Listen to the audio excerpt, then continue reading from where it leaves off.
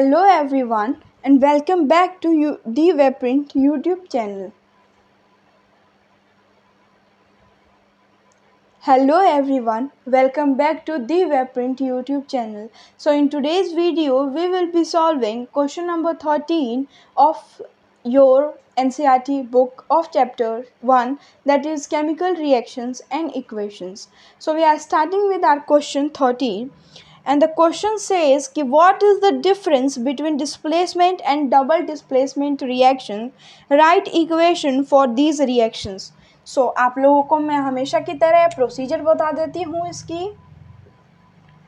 आप कहोगे कि मैम आप तो आंसर भी बताते हो, तो yes I do, but for some questions, क्योंकि जो मुझे पता है कि डिफ़िकल्ट हो जाते हैं या मैं आप लोगों को जो चीज़ पहली बार समझा रही हूँ उनके मैं आप लोगों को जो सॉल्यूशन है वो बता देती हूँ.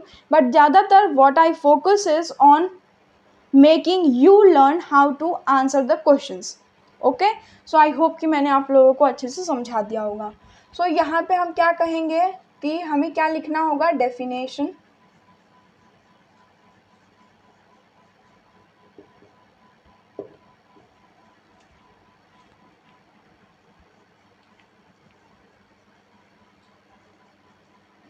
हम लिखेंगे यहाँ पे definition of displacement and double displacement reaction.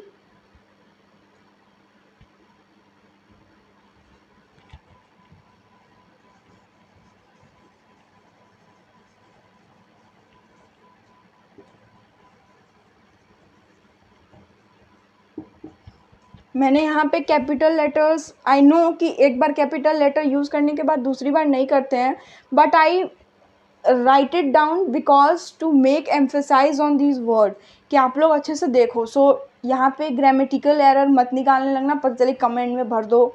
ठीक है, सो आई होप कि समझ में आ गया होगा. आपको क्या करना है, डेफिनेशन लिखनी है displacement and double displacement reaction की विथ देयर एग्जाम्पल्स.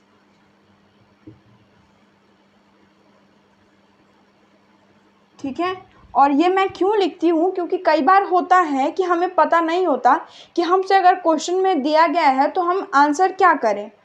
ठीक है, सो आप लोगों को इम्प्रूव करवाने के लिए कि सोचा, क्योंकि मुझे पता है हर एक बच्चे को डेफिनेशन पता होते हैं या आंसर आता है, बट दे डोंट नो कि हमें लिखना क्या है उसमें. आंसर में अगर हमसे पूछा जाए तो हम क्या लिखें, अगर क्वेश्चन में आ जाए हमारे पास तो हम क्या लिखें. सो उसी के लिए ये सोल्यूशन है कि आपको इस क्वेश्चन में क्या करना है, दोनों की डेफिनेशन लिख देनी है उनके एग्जाम्पल्स के साथ. ठीक है, तो इसको और समझाने की आई डोंट थिंक की ज़रूरत है, क्योंकि पूरी वीडियो एक है उसमें मतलब मैंने पूरा इसको अच्छे से एक्सप्लेन किया है. आपका डिस्प्लेसमेंट है, डबल डिस्प्लेसमेंट है, तो उसको हमने अच्छे से समझा है उसमें. ठीक है, सो नेक्स्ट है हमारे पास 14th क्वेश्चन. इसमें है कि इन रिफाइनिंग ऑफ सिल्वर, पहले मैं इसको रब कर देती हूँ या नीचे मेंशन कर लेते हैं. चलो नीचे मेंशन कर लेते हैं because we do have enough space, हमारे पास जगह है इसको लिखने की. हमसे क्वेश्चन में क्या कहा गया है कि जब सिल्वर को हम रिफाइन करते हैं, दैट मीन्स कि हम सिल्वर को जब प्योरीफाई करते हैं, तब the recovery of silver from silver nitrate solution involve displacement bye copper metal. Write down the reaction involve. सबसे पहले आपको इस क्वेश्चन को समझना है. इसमें हमें कहा गया है कि हम क्या कर रहे हैं, रिफाइन कर रहे हैं सिल्वर. रिफाइंड सिल्वर मतलब कि कोई ऐसा प्रोडक्ट होगा जिसमें से हम सिल्वर निकाल रहे हैं.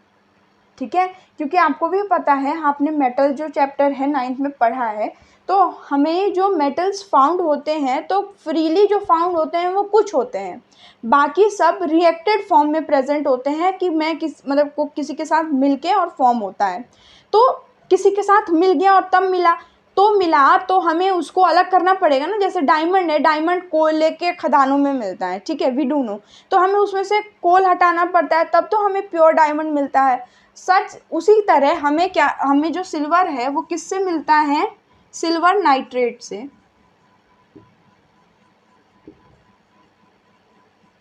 दैट इज, इसका फॉर्मूला है हमारे पास AgNO3.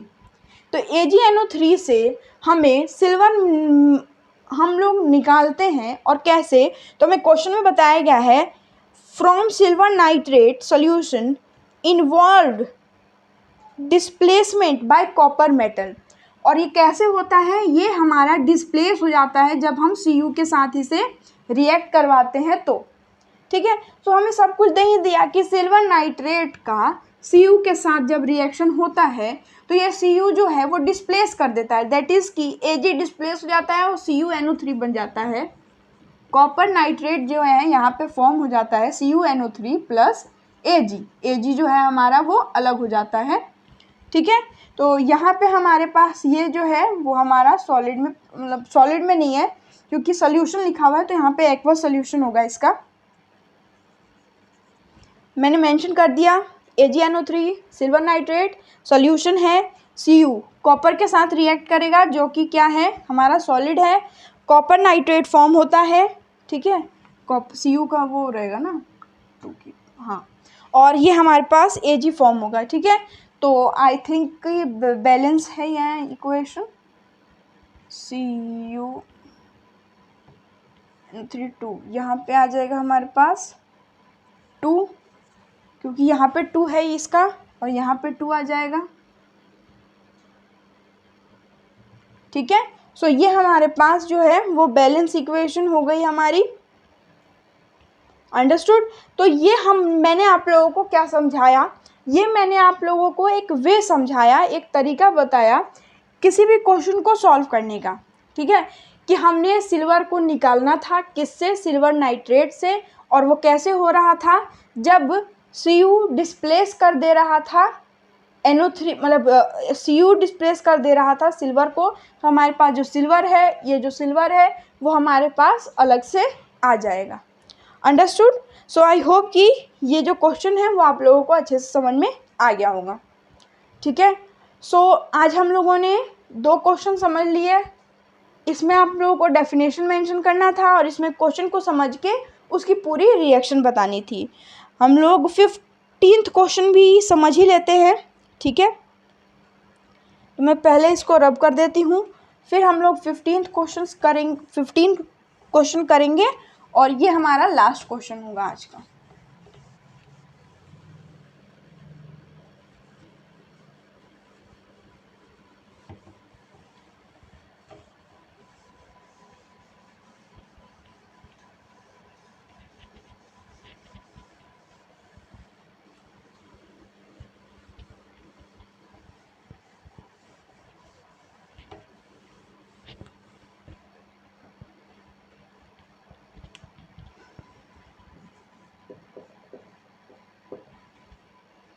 ये हमारे पास 15th क्वेश्चन में है, what do you mean by precipitation reaction, explain by given example. ठीक है, प्रेसिपिटेशन,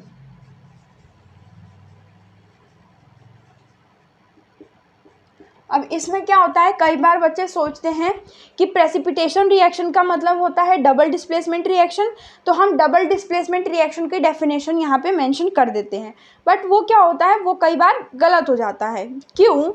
क्योंकि यहाँ पे पर्टिकुलर पूछा गया है प्रेसिपिटेशन, तो प्रेसिपिटेशन में हम क्या बताएंगे, पहला बताएंगे कि ये इनसॉल्यूबल होता है। ठीक है, जो नीचे क्या हो जाता है, प्रेसिपिटेट हो जाता है, इसीलिए हम इसको प्रेसिपिटेशन रिएक्शन बोलते हैं। ठीक है, तो ये आप लोगों को पर्टिकुलर मेंशन करना पड़ेगा। ठीक है, तो थोड़ा इसको सेंटेंस में करना, ऐसे पॉइंट्स में नहीं। बाकी अगर पॉइंट्स में भी चाहे तो पॉइंट्स में भी मेंशन कर सकते हैं। फिर यहाँ पे हम एग्जाम्पल लिखेंगे। ठीक है, वर्ड्स में लिखेंगे पहले हम। ठीक है, इन सेंटेंस फॉर्म।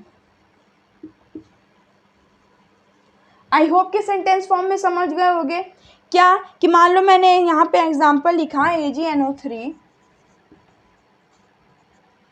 ठीक है, इसके किसके साथ हम रिएक्ट करवाएंगे, ये पता है ना, सिल्वर नाइट्रेट है, आप नीचे भी लिख सकते हैं NaCl के साथ,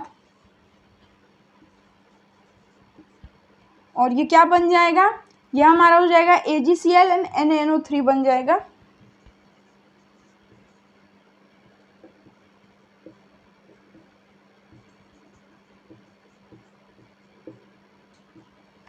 ठीक है। बात आती है अब यहाँ पे ये जो फॉर्म हुआ इसमें ये जो है हमारा ये, क्योंकि ये सॉलिड है तो ये जो है ये हमारा प्रेसिपिटेट फॉर्म हुआ। तो हम अब जैसा मैंने मान लो ये एग्जांपल लिख दिया, ये इक्वेशन लिखी, ठीक है। तो इन सेंटेंस फॉर्म में कैसे लिखोगे, silver nitrate react with sodium chloride gives us silver chloride that is precipitated down below the solution and NaNO3 solution is produced, ठीक है। तो ये हमारा सेंटेंस फॉर्म में हो गया और उसके बाद हम इक्वेशन लिख देंगे जो कि ये रही, ठीक है। तो ये 4 स्टेप में हमारा ये जो क्वेश्चन है वो सॉल्व हो गया, ठीक है। आई थिंक इसके 2 नंबर ही होंगे क्योंकि हर एक का हाफ हाफ होता है। सारी चीज़ें जो बेसिक मतलब होती है ना सब मतलब ऑलरेडी मेड होती हैं, सब कस्टमाइज होती हैं।